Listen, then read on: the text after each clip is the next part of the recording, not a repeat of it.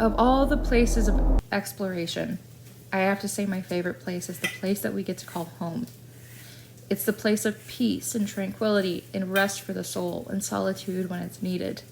It's the place where on quiet days like this, I get to quietly and safely reflect on myself and listen to the voice of God and hear no other voices.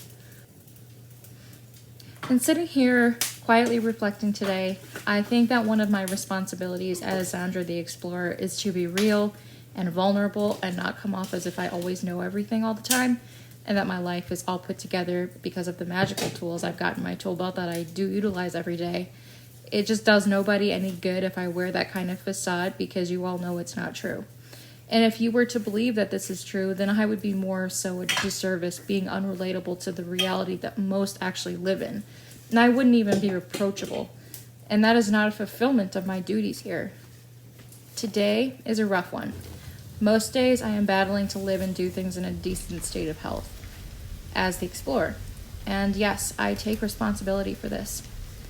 There are reasons, many reasons, which are not remotely easy to resolve. This is serious for everybody. The choices you make, the stories you tell yourself, and the self-awareness and the willingness to heal past and present wounds, cutting no corners, the way you go about living your life, and the kind of care you give your body and mind. Because failure to answer correctly to each of these daily challenges means either life or sickness. Things left dormant or unresolved and long-term stress will manifest its ugly head in your cells, your tissues, your organs, muscles, everything. Diseases written in your genetic code trigger.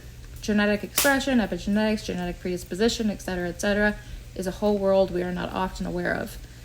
Anyhow, it is such an isolating existence to have to live your life around when you'll be able to feel good enough or be in good enough health and have decent energy to sustain doing simple things such as running errands or even going away on vacation, which should be fun.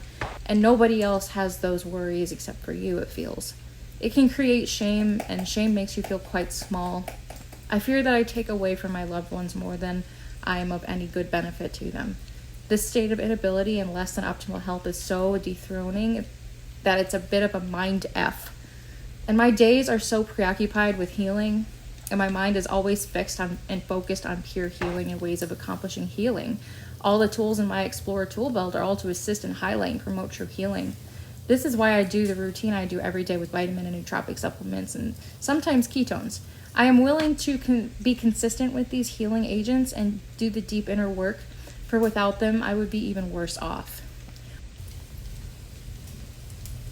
A doctor in Germany once said that meditation is vital for healing and good health, so I'm going to pursue that as well. Just know that you're never alone in this exploration of life. Thank you so much for tuning in.